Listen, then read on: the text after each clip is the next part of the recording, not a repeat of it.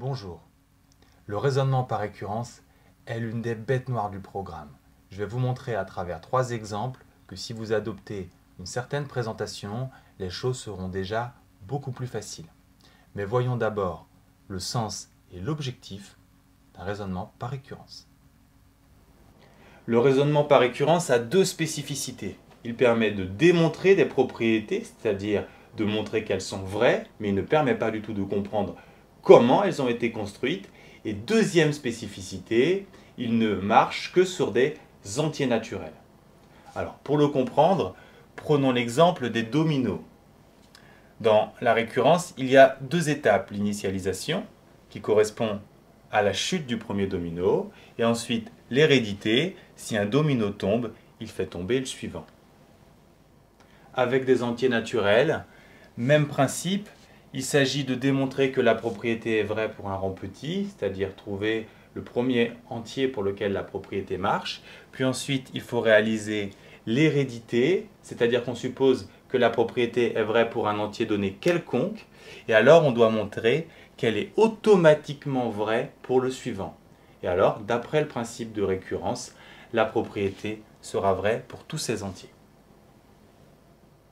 Premier exemple, nous allons démontrer par récurrence une propriété que nous avons déjà construite ensemble. La somme des entiers de 1 à n vaut n plus 1 fois n sur 2. Pour une rédaction rapide, commencez toujours par nommer la propriété, Pn ici, et précisez bien que les n appartiennent aux entiers naturels. L'initialisation consiste à vérifier la propriété sur un entier aussi petit que possible, ici 1. La somme des entiers de 1 à 1, en fait, il n'y a que 1. Et ensuite, en remplaçant de l'autre côté n par 1, on obtient également 1. Donc l'égalité est vérifiée et P1 est vrai. À présent, deuxième étape, l'hérédité, l'étape la plus difficile. Et c'est pour cela que je vous conseille d'avoir une préparation très stéréotypée, toujours rédigée avec la même phrase, par exemple celle-ci, ou celle de votre professeur. Ensuite, sur votre brouillon, vous écrivez PK et PK plus 1. Pour PK plus 1, on fait la somme des entiers de 1 à K plus 1 et vous remplacez ici les K par K plus 1. Vous avez ainsi votre point de départ, votre objectif et le but, c'est de passer de l'un à l'autre. Pour avancer, on observe les différences. On constate qu'on a un terme supplémentaire ici, K plus 1. On va le rajouter à gauche et à droite. Donc, sur notre membre de gauche, on a atteint notre objectif. On se concentre sur le membre de droite. On voit ici que tout est sur 2, donc on met au même dénominateur. Et ensuite, on factorise par K plus 1. Il n'y a pas de difficulté particulière. On peut donc conclure le calcul. PK plus 1 vrai et l'hérédité. PK implique PK plus 1. Pour terminer votre démonstration, vous faites la synthèse des 2 étapes précédentes.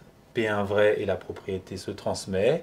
Vous citez le principe de récurrence et vous concluez. 3 remarques. Tout d'abord, n'oubliez aucune étape de la conclusion, en particulier, n'oubliez pas de citer le principe de récurrence. Deuxième remarque, dans une somme de ce type, K plus 1 est un terme, l'entouré de parenthèses est donc logique et vous permettra de voir par exemple des factorisations.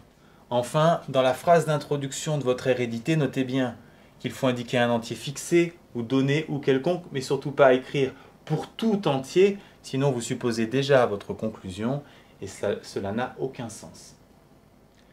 Deuxième exemple, somme des carrés de 1 à n égale à cette expression. On commence par nommer cette propriété, puis ensuite on initialise, c'est-à-dire qu'on teste pour n égale 1. Il n'y a aucun problème, ça marche, donc on conclut Q1 vrai.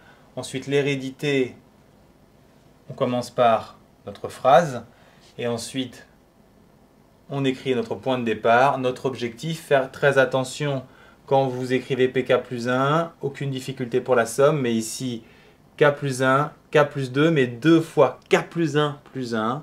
Si vous oubliez les parenthèses, vous n'aurez pas de K plus 3. L'objectif est finalement de passer de là à là. Je suis passé assez rapidement sur la préparation, qui est toujours la même, pour me concentrer avec vous sur le passage le plus difficile. Alors, on observe d'abord les différences. On voit qu'il y a k plus 1 carré comme terme supplémentaire ici, donc on l'ajoute à gauche et à droite.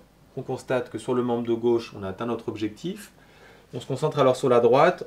On voit qu'ici, on a une fraction sur 6, donc on met au même dénominateur.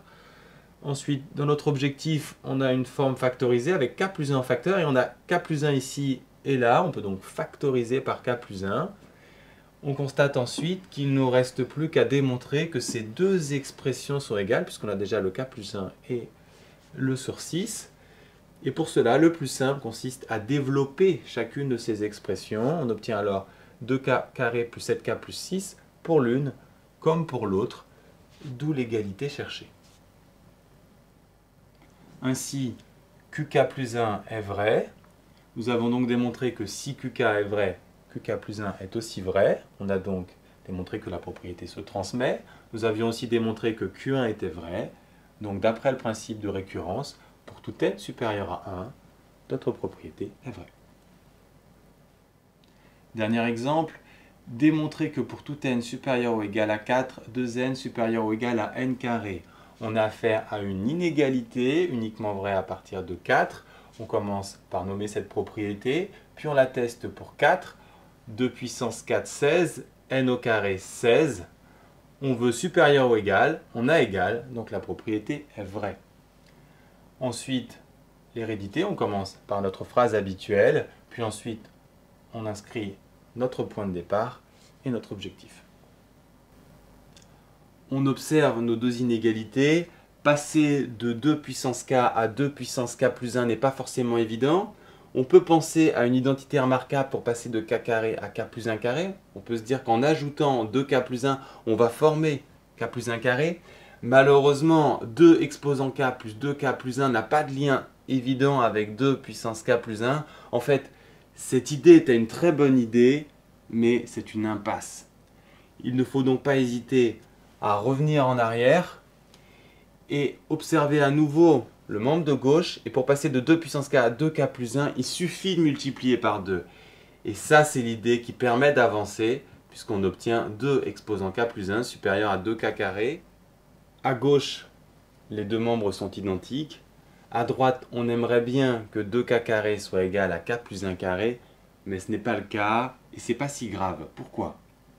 Eh bien tout simplement parce que si on démontre que 2k carré est supérieur à k plus 1 carré, on aura ce qu'il faut. En effet, on a déjà 2k plus 1 supérieur à 2k carré.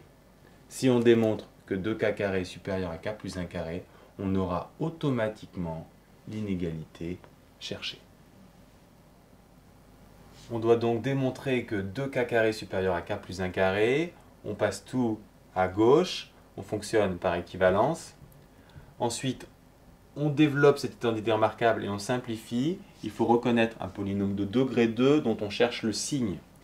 On va donc calculer son delta qui vaut 8. Il est positif. Donc on a deux racines. On applique les formules de cours et on calcule les valeurs approchées qui vont nous servir pour le tableau de signes. Ici, on ne perd pas le fil, on cherche le signe de ce polynôme. Le plus sûr pour cela, c'est de faire une allure au brouillon. A supérieur à 0, puisqu'il est égal à 1. Donc on a une courbe en U, on place les racines et on en déduit le tableau de signes. D'après le tableau de signes, le polynôme est supérieur à 0 à partir de 2,4. Il est donc positif à partir de 3, puisqu'on travaille sur des entiers. Autrement dit, pour tout k supérieur à 3, qk positif, soit k carré moins 2k moins 1 positif. Et donc par équivalence, on a l'inégalité cherchée. Couplée à la première inégalité, on a ainsi atteint notre objectif. On a donc pk plus 1 vrai, la propriété se transmet. Nous avons vu que P4 est vrai, donc d'après le principe de récurrence, la propriété est vraie pour tout n supérieur à 4. Maintenant, quelques remarques. Tout d'abord, en termes de méthode, nous avons vu que pour avancer sur les inégalités, on peut utiliser des intermédiaires pour montrer que A supérieur à C. Si on a déjà A supérieur à B, il suffit de montrer que B supérieur à C. D'autre part, Autre inégalité, A supérieur à B est équivalent, ce qui est beaucoup plus classique, à A moins B positif. Enfin, dernière remarque, ici il est écrit 2k² supérieur à k plus 1 carré, mais ce n'est pas une affirmation, puisque on a un enchaînement d'équivalence.